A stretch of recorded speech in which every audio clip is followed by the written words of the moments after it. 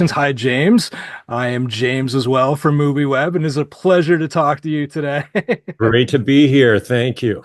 All right, man. I listen, congratulations on Shatter Belt. I binged all four episodes last night. Blew me away.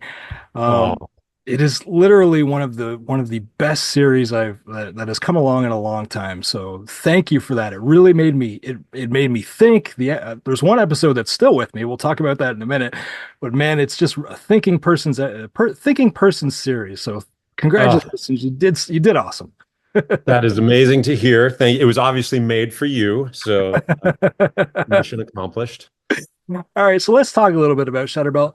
Um, Coherence came out in 2013. We're now in 2024. I know, you've been keeping busy in the meantime. You've been a storyboard artist, Amazing Spider-Man 2, Baby Driver, all that good stuff. What else have you been up to since Coherence? And I guess when did the seeds for Shatterbelt start, forming in your head? Yeah, well, there were just so many projects that almost happened after Coherence, and for so many heartbreaking reasons, all of them just collapsed, especially during the pandemic. And it just hit me one day that the only way I was ever going to make anything again was to just pick up a camera and start generating stories, with my friends like we did Coherence, and stop waiting for the Hollywood process to kind of carry us along. So it was really just a reaction and just a deep love of filmmaking that prompted me to throw the rule book away and say we're just gonna start making stone soup, and everyone showed up with their potatoes and carrots and spices and somehow cobbled together these ideas, and I was obviously influenced by Twilight Zone, and just a great respect for what Rod Serling did week after week with very little budgets, and how he somehow captured this cosmic, tales of humanity that are also on the edge of reality, combining character studies with these big philosophical questions. Right. And, we're like, well, if he could do it 60 years ago, maybe we could do it. I don't, It's funny you say that. I mean, you can see the obvious Twilight Zone influence. The Twilight Zone is something I loved as a kid. Um, I think it introduced me to like the concepts of consciousness and free will. I think before I could even, fully grasp what those things were, Eye of the Beholder is my favorite Twilight Zone episode ever. So yeah, you can definitely see the influences here. I guess when it came time to sort of put everything together for Shatterbelt, was there ever a thought or a moment about, you know, uh, gaining funding through the traditional manner or approaching a studio or anything like that, or was it straight DIY in your head right from the beginning? No, it was really a reaction against all the projects that tried to go the traditional route and tried to get the money in the way where there's so many promises and so many expectations that can just be thwarted at any moment. Projects that had big stars attached to them, projects that had plenty of funding, they still crashed. And so, if you want to make something and actually make it, sometimes you just have to do it yourself, and say you're not going to rely on anybody else.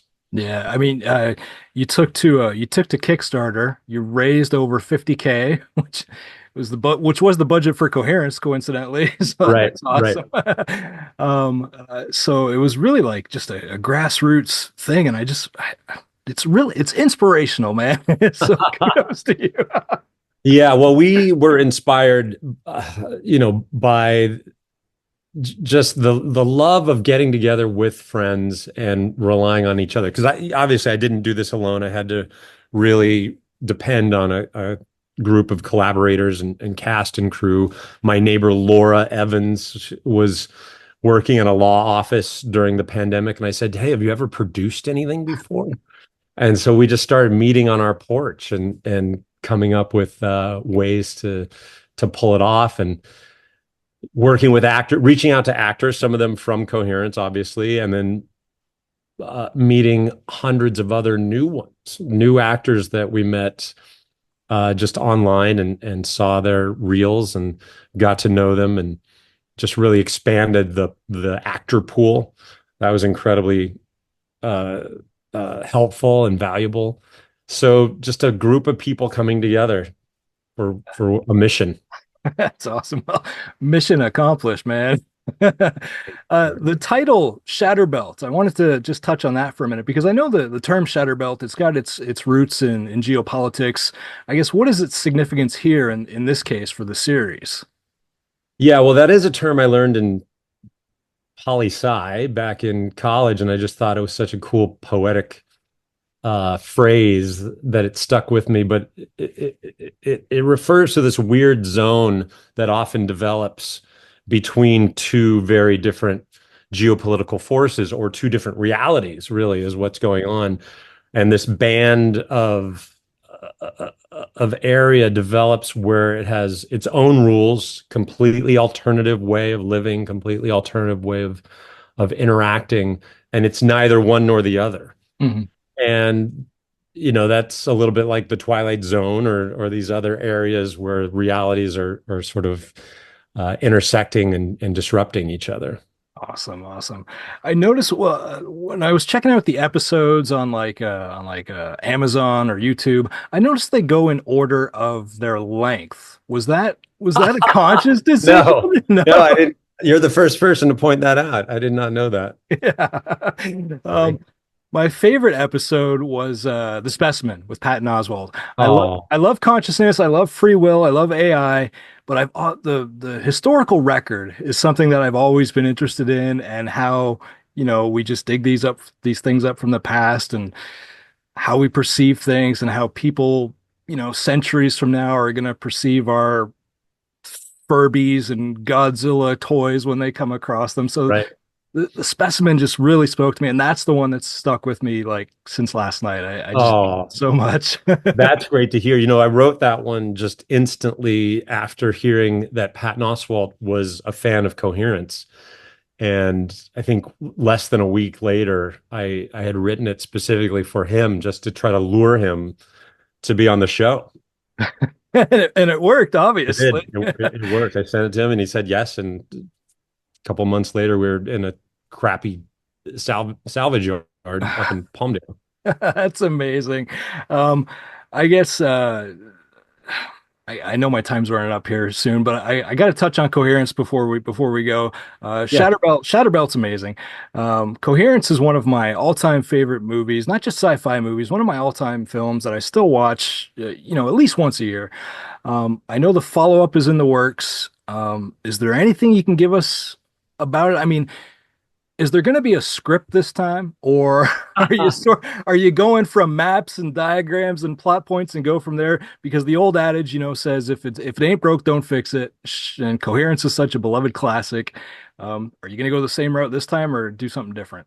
It's funny, you've nailed exactly a question that comes up all the time. And I think it's going to be a hybrid because we have to have a script in order to get actors and in order to get funding. Right. But when we actually shoot it, I think we're going to go back to diagrams and a whole plan that's almost more like an escape room or a fun house where we have planned an adventure for the actors. They don't know exactly what it is. They've read a script, they've read a possible route it could go, Okay. but we're going to give them a lot of freedom to improvise and to work out the mystery themselves so that we can capture that and all the reality of their interactions as they unfold.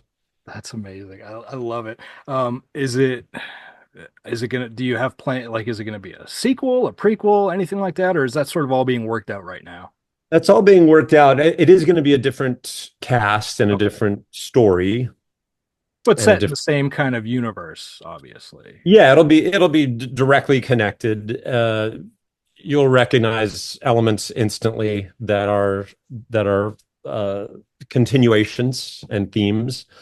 I don't want to say too much just because it Okay. is right at that moment of trying to find the perfect balance of elements, and we're really excited about the story that's kind of developed. It's with this producer, Kate Andrews, who just had a movie drop on Netflix called It's What's Inside. Yes, yeah. And Kate has just proven to be really smart and really savvy in this genre. So it's really fun working with her. I've got Alex Manoogian, uh, collaborating with me on the story, who helped me on the first one, and he played a mirror in the first movie. So I have all the people that I need, and just a matter of, where is the funding coming from, and what is the timing of put it all together. That's awesome. You got a great partner in Kate because it's what's inside, kind of fits within that genre of reality and consciousness and all that. So Did I you see really, that movie? oh yeah, I watched it. Yeah. I watched it a couple weeks ago when it hit Netflix, and it was so good. So I thought they did a really good job with a fun concept that I'd never really seen before. yeah, it took me a little bit to realize, what's going on here. But then once it all clicked, I was like, oh, this is right up my alley. Right? Right? Yeah, yeah. We do have a Um, couple extra minutes, I see, so we're not yep, I tied. got you here. I got you here. We're not tied to 11 o'clock We're not out. all right, perfect. Okay, so off the top of my head here, Shatter Belt had scripts and all that in Yeah. place. So when you compare it to something like Coherence, um, I guess was it easier, or do you have a preference on how you like to work? Shatter Belt was actually much harder because instead of shooting it in my house, which I kind of have unlimited access to, each location, we only had 3 days, and that's it. And if you don't get it, you don't get it. Like there's no reshoots, there's no pickups, there's no nothing. And so the pressure was so much higher to shoot an entire show in 3 days under COVID restrictions. And so they were scripted, but they also were allowed, I always encourage the actors to bring their own thoughts to it and bring their own, reality. And some of my favorite lines are improv lines in Shatterbelt. That's awesome. I read, correct me if I'm wrong, but I read somewhere I seem to remember hearing something about you going to jail for Shatter Belt. What's up Yes. with that? That was on the fourth episode. We were shooting at a house where the neighbors, it turned out, really had a problem with the house we were shooting at. And so they were always peeking out the window to see what they could get their neighbor on.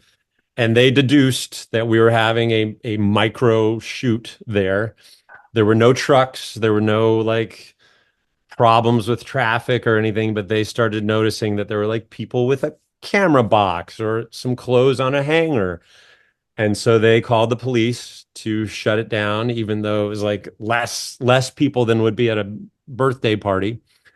And yeah, I was told on the second day that I was going to jail. We were being shut down and was being cited. And Oh I my had to talk goodness. my way out of that. That was that was I can incredibly I, stressful, but I imagine this woman looking through her blinds. They're shooting a dirty movie over there. yeah, it's like Mrs. Kravitz on Bewitched. She's like, they're just waiting. They're like, they're gonna get this guy somehow. And he wasn't even there, by the way. It didn't affect him at all. Right. Oh Hold my on just a second. Okay. I'm getting beeps all around here. All right. I'm gonna close off here. What's going on with Breakneck? Is that still in the works for you to direct next year? I don't think so. That's one of Okay. the heartbreaking projects that kind of looked like it was going to go and, had all everything lined up, and then suddenly Just kind of one of it those all things that, goes poof. Yeah, yeah, all $70 million and all the actors that were ready to go. We had location scouted. Had all the sets and locations set up, and these things can just yeah, evaporate, they can, yeah. which is why Shatterbelt is like the only thing that's really proven itself to be what it was supposed to. Right. Well, I mean, at least it's not a case of where you took all the time to shoot Breakneck and that it ended up as, on the shelf like Coyote versus Acme or something like Yeah, that that. happens. It Yeah, does. it happens. I feel grateful. I dodged a lot of bullets, let's be honest. That's all. I'm thankful for that because it's allowed you to make Shatter Belt. It's a fantastic series. I can't say enough good things about it. I've already told my friends to check it out. Oh, I gotta, I know you've been having watch parties and things like that oh for yeah. it. Oh You've been yeah. talking about which order the episode should go in. It's That's like right. so, That's right. so it feels like a real community that you've built here, and it's fantastic. So kudos Thank to you so you. much. Well, if we get enough support, we can talk somebody into funding the rest of the season because we've got another 6 or 7 scripts already written and we've got several seasons mapped out. So if we get a little bit of evidence that, people are watching it, you never know. We might get somebody to swoop in and keep it going. All right, man. Just for that, I mean, I was sent screener links, but I'm gonna go purchase the whole season now. Oh, I have to because there's got to be more of this. It is fantastic. You people, they've seen Twilight Zone, they've seen Black Mirror, things like that. Trust me, if you love those things, you're gonna love Shatter Belt. Jim, thank you so much for your time today, my friend. I absolutely. really James, I appreciate really appreciate it. It's very meaningful to have your support.